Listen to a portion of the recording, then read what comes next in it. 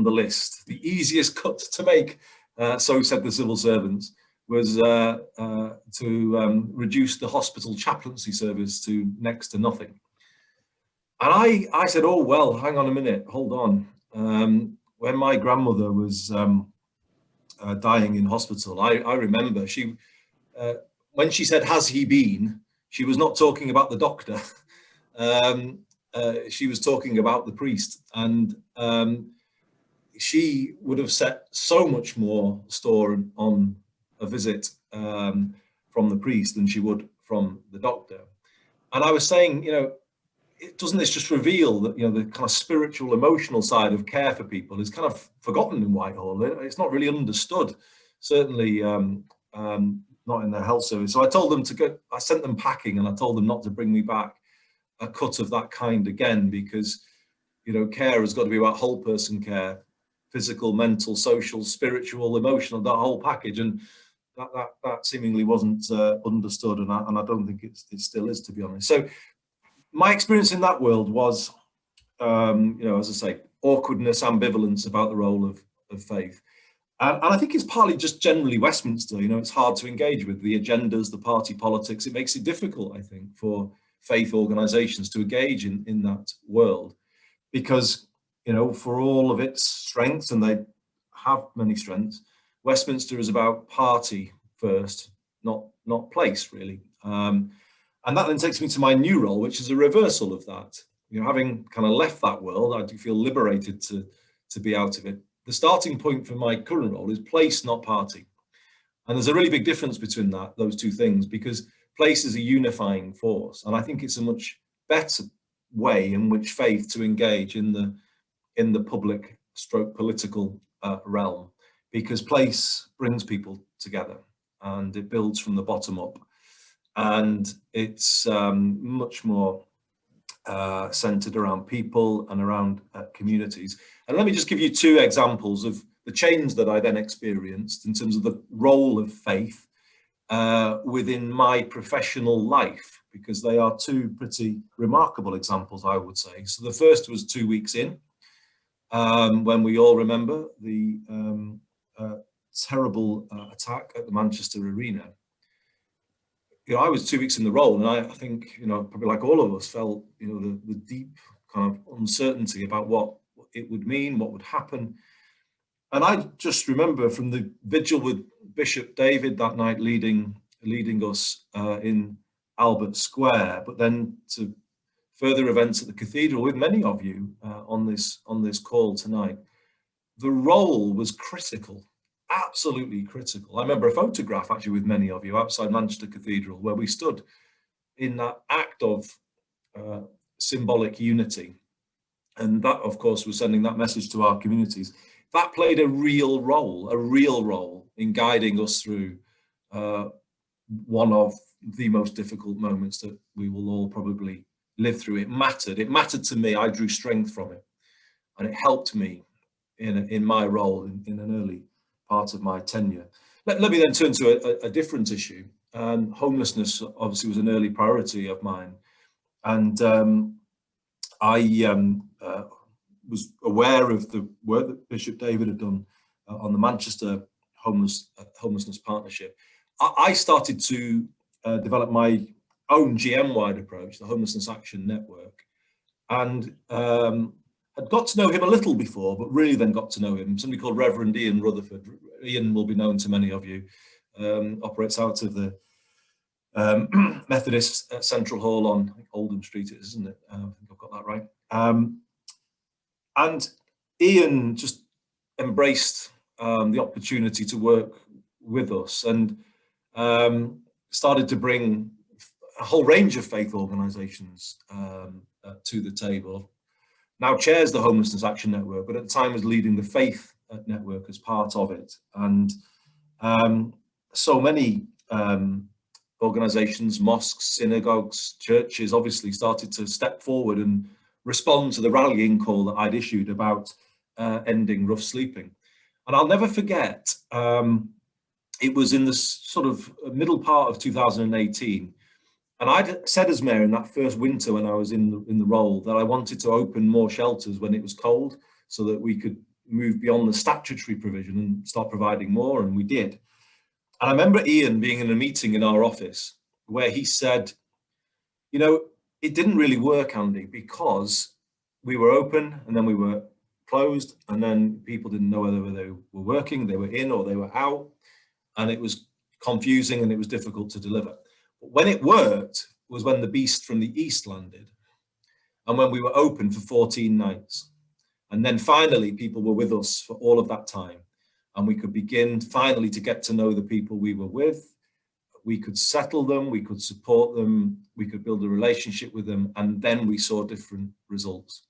And from that contribution in a meeting, a scheme called A Bed Every Night was born. And that scheme tonight will be hosting 500 people across Greater Manchester, launched in 2018, November, and has helped bring about a reduction now in the number of people sleeping rough, although not as much as I would want. But it's the best example I can think of a faith representative making, and I can directly, no one can contradict me because I know how I created that policy, and it came from Ian. And here it is, it's now part of the fabric of what we're trying to do in Greater Manchester. And it grows all of the time, and it gets better and it gets stronger in terms of what it's trying to do. And the key is, it goes back to what Ian said originally. It's not a bed every night, it's the same bed every night. That's why it's successful, because when people go into one of the locations, they stay in the same location, in the same bed, and they can use it as a kind of a foundation, if you like, a platform to create some stability in their life, and then hopefully turn things around and move forward, and they do.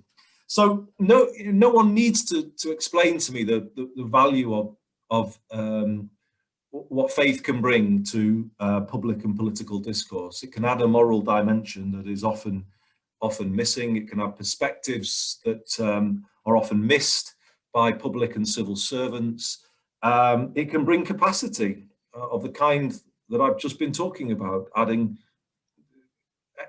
value to a drive to tackle homelessness. And as somebody who grew up as a Catholic, and somebody who very much was kind of drilled, I wouldn't say my party politics, but my kind of view of life was formed by Catholic social teaching and all. It was always a natural thing for me to think of kind of what I kind of was taught, and then what I've tried to do through the political roles that I've had. But it surprises me how the modern political parties have actually kind of almost pushed, or have in more recent times pushed it away. Really pleased that you're hearing from Colin Bloom this evening. I think that's a very interesting development, and credit to the government for setting it up. I hope it signals a change, but we will see. But Warren, in the few minutes I have left before opening to questions, we then come to the question of, well, what for us here in Greater Manchester? We have set up a number of panels now. The race equality panel is just the latest, but we have a disabled people's panel, a women and girls panel, a youth combined authority, an LGBT panel. And the idea here is that we're building out that devolution only works if it's all voices in devolution. I think the point of bringing power out of Westminster and placing it at this level is that you can allow more people to become involved in its use, because the closer decisions are made to people, generally the better decisions that they are. So there is a genuine commitment here to open out Greater Manchester devolution to all communities. And the question is, what do you all think?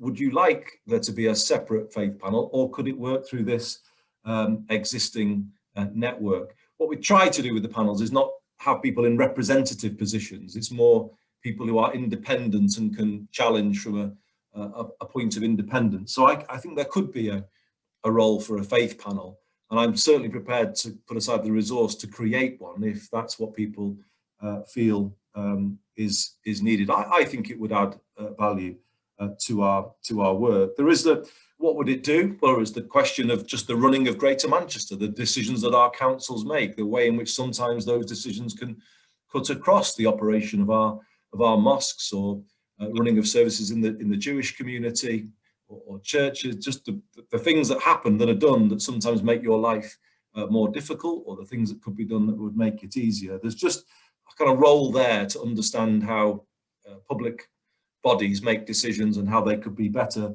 decisions. But I think the main purpose would be to, well, two things I would say. First is to ensure that the voice of faith communities is heard when bigger decisions are being made, and that there is a kind of ability to challenge public bodies with regard to issues of faith, and to put in a different perspective so that hopefully better decisions can be made. So the challenge function is certainly one role that would I've just left the race equality panel and said exactly the same to them. And I've said to them, they're there because they're change makers, but we want them to use the platform to make more change happen. And they're not there just to be there, they're there to make change. And the same would be true of the faith panel. And that then comes to the last point of what it might do. It's about contribution, isn't it? As I sit here today, I'm looking at a position where I said that 2021 might be a better year. It probably will be, but I don't underestimate how tough 2021 is going to be. And I want to share with you a statistic that was given to the Greater Manchester COVID Emergency Committee this morning, because we've been obviously looking at the challenge that lies ahead when we come to recovery. And this figure will actually haunt me now for a few days, because it's one of those kind of rare things that happen sometimes. You can be in a meeting and a figure, it can come out and it can really hit you between the eyes. And it did that to me today. And it was that 55% of Greater Manchester residents are reporting that they have a mental health concern about their own mental health, which is a staggering figure, isn't it? A staggering figure. And I think it is the effect of everything that people have gone through this year. And I think when I look to what comes next, when I consider the damage that's been done economically and socially, the fabric has been badly torn this year.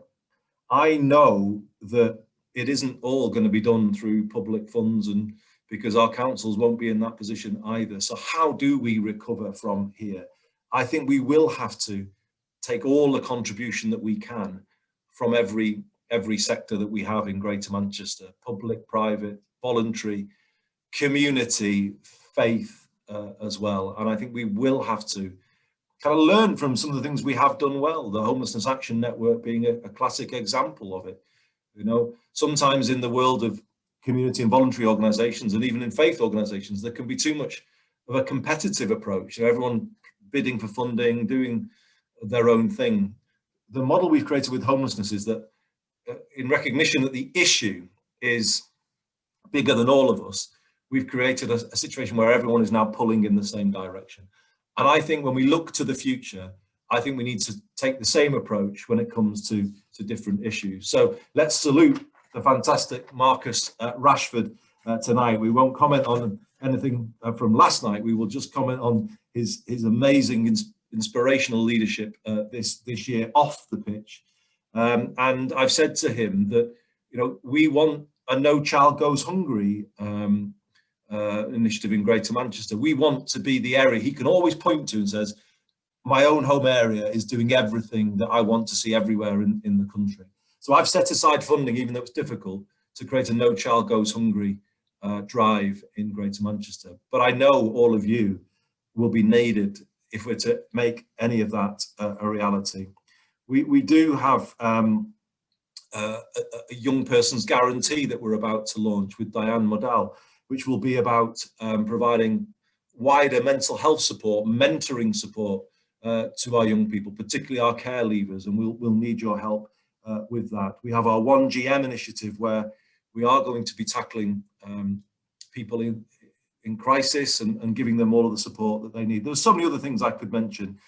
Warren, I will leave it there because you can see where I'm coming from. The challenges aren't, while we might not be in the crisis of a full-blown pandemic next year, I think we are going to be in a humanitarian crisis as the effects of this year the reverberations continue to be felt. And we will need to call upon you to help us in those drives. And I think a faith panel could be the way in which we make sure we plug your voices straight into the heart of the decision-making functions in Greater Manchester, and all of us become stronger as a result of that. Thank you, Andy. Thank you very much. Some very good and important points in there. I think you've got about maybe 5 minutes for questions, 4 or 5 minutes before you have to go. So if you have a question, it looks as though Yusuf wants to ask a question. So I'm going to keep it very brief. Thank you for that, Andy. Very important. And I know I don't need to spend my time advocating on behalf of faith, particularly to you, because I know how important it is to you and how important this year has been in showing the role that faith has taken in this crisis.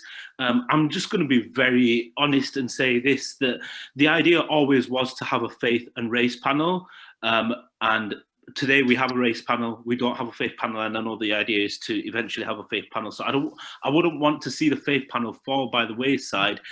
I was one of the ones that thought the two as one would be a great idea, but I think that discussion has already been had a while ago, where, for example, you did a consultation at Fred's Meeting House where more people were of the opinion that there should be 2 separate panels. So now I would not want to see the faith panel kind of be dropped or be integrated into the race panel when that conversation was had previously. And one thing that I would want to know, especially because I work, as others do, with a number of young people, and young people are kind of the future of Great Manchester, is how we would be able to explore the work between those groups that you've set up to ensure that, you know, young people can comfortably kind of flex what they consider their multiple identities, so they're not bracketed by any one of these identities. How those groups or the panels work together on that?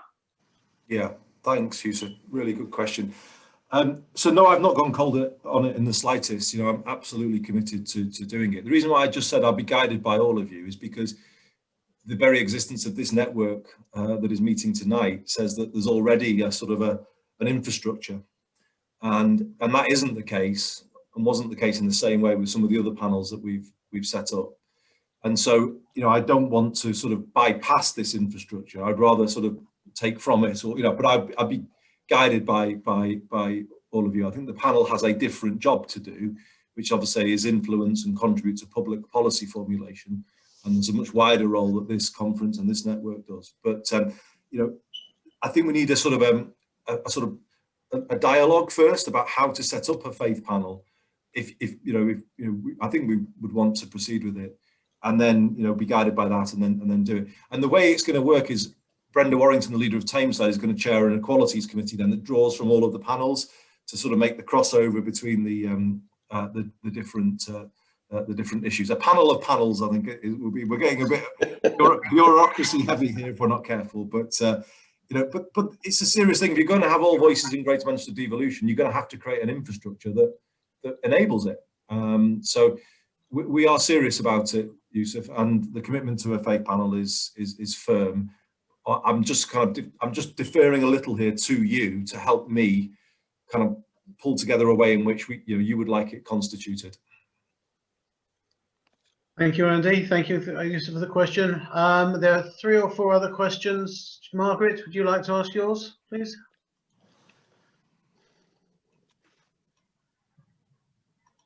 Oh, sorry. Sorry to speak to you again. There you go. Yeah, okay. Sorry, not so much a question for Andy, but a question for everyone that includes Andy. Everything sounds really good. The one set of people that I see as not amongst us are the self-help groups, like Alcoholics Anonymous and Narcotics Anonymous. And they very often cut across faith communities and meet in various buildings, whether they are secular or religious. And I wonder if anybody has any thought about reaching out to those groups. Okay, I'm only going to ask Andy to answer that, not everyone else yet. We might get a chance later for everyone else to contribute.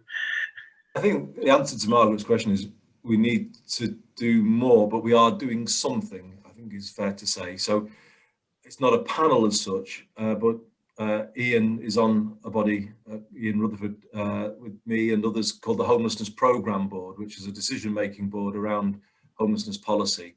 And we took a decision early on that we would have people with lived experience on that board, so people who have slept rough and have experience of homelessness services. And it's a kind of commitment we say a lot. Is it in all policy areas at the moment about people with lived experience?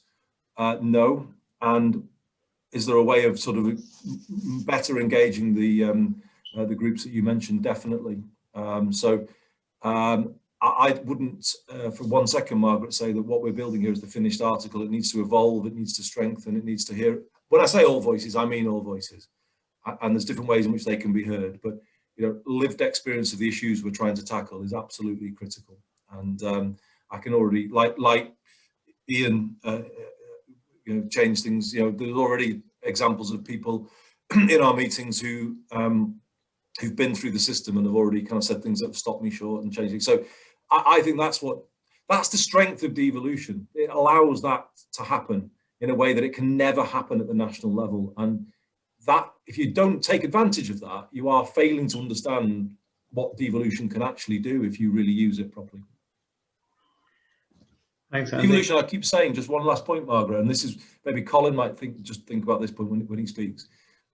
People sometimes ask me to describe the difference between my old role as health secretary and my current role as mayor of Greater Manchester when I have some health responsibility.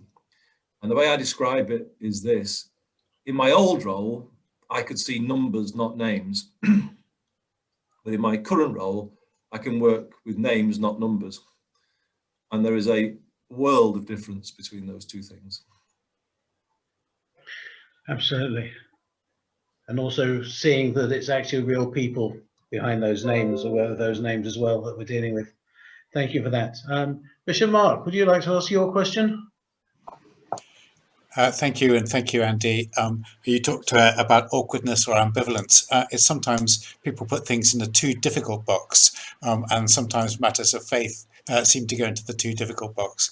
And I think the issue for us and how we proceed in terms of process on that is that there are a number of groups, aren't there? There's the Greater Manchester Faith Leaders, there's the Greater Manchester Interfaith Network, and it's a question maybe of maybe one or two representatives from each of those coordinating bodies getting together, just a small task group, to see how we can pick the people for the Faith Equality Panel. I mean, I think there's widespread agreement and a real welcome and gratitude that we would have one.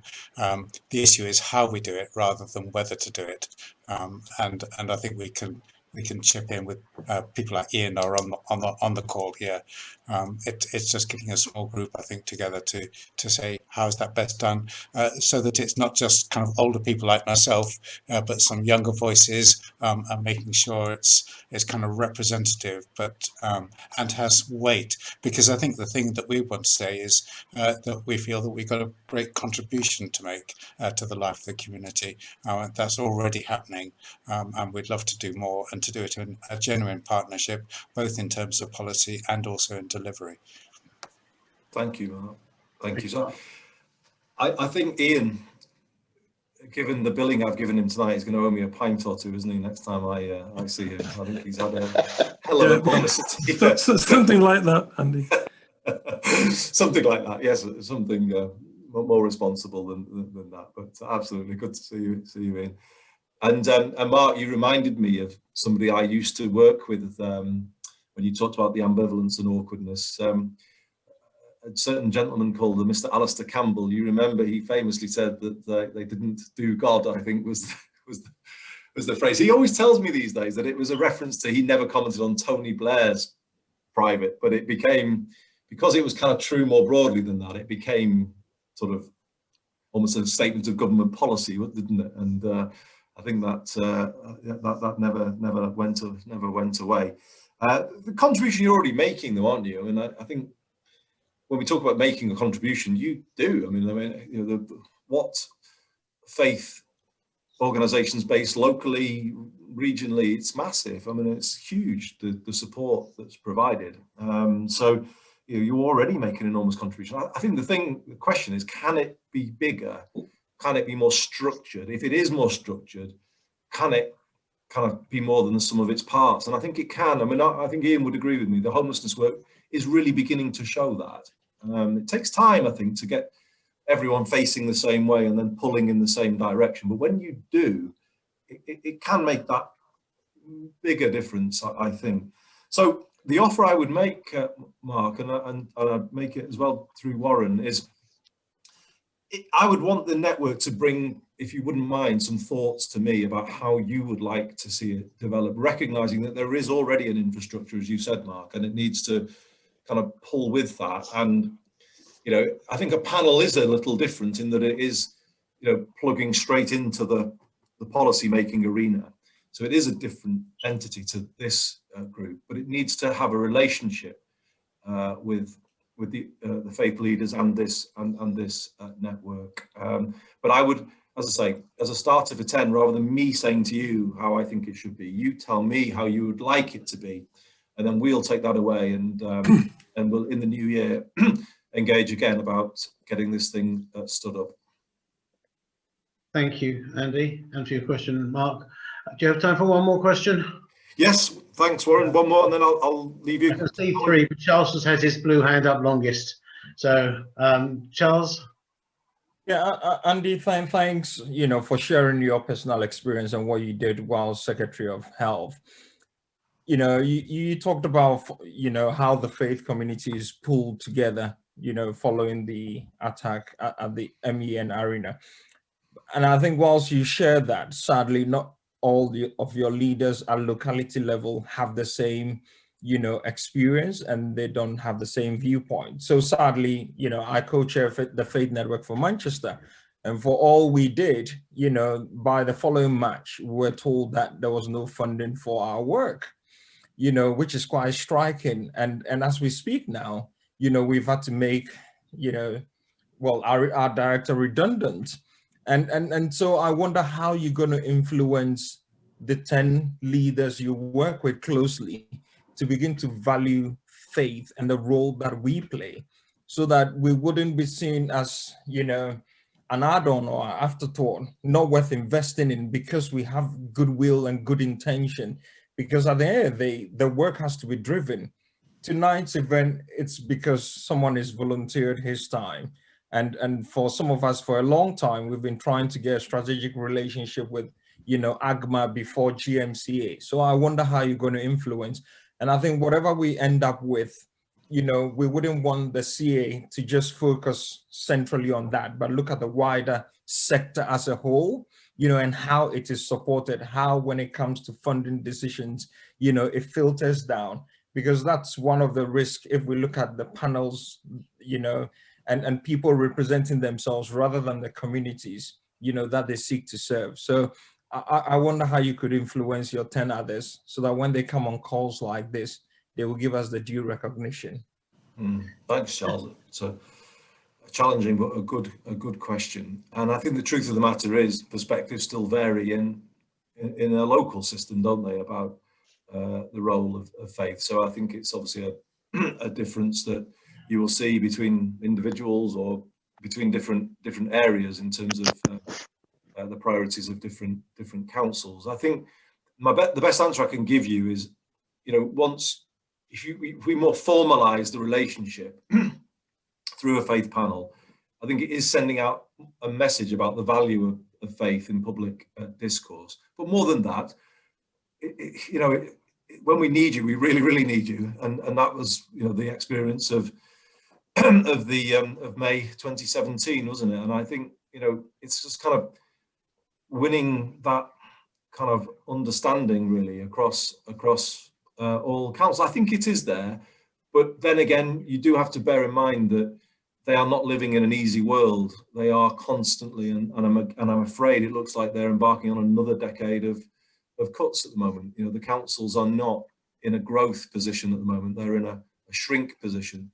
Question is, could a faith panel help us show how actually in a shrink position, it's actually still better to invest in the faith network to bring in that capacity that you're losing through the cuts to public support. So I guess it's the argument isn't one, is it? I mean, I think it's you have to work at, I'd say, Charles, and we would hopefully give people an ability to make the argument more strongly through some of the things that we might set up at the GM level. But I wouldn't want to kind of leave you tonight, and Margaret rightly said as well, it all sounds wonderful, but this isn't enough, and it isn't. I wouldn't want to say tonight that this will solve everything, but it will be a step forward. I think it'll be a step forward, and it's something that then could be built on to change the culture and change relationships more broadly. So you're right, we're not where we need to be, and the step that we hopefully are about to take maybe will then open doors that are currently shut. Thank you, Andy. Thank you, everybody. Yeah, thanks, Andy. Than you said. I know there's more questions, but we can actually try and feed those on to you, or maybe even look at them ourselves this evening as well. Please do. And Warren, is it too much to ask for a few thoughts to come from a working group of the kind Mark suggested? Would that be possible? Yeah, I think one of the purposes of this is to actually identify how we want to take that forwards and how we can feed back to you what we think may work. So this isn't just an hour and a half in a vacuum. We see this as a process moving forwards, hopefully working in partnership with you towards that. Terrific. Okay. Thank you, everybody. Thank you. Have a good rest of the evening. I will, and all of you. And good luck in this season. We've already, it's going wrong already. Cheers. So thank you, a big thank you to Andy and to Anne who came with him as well. And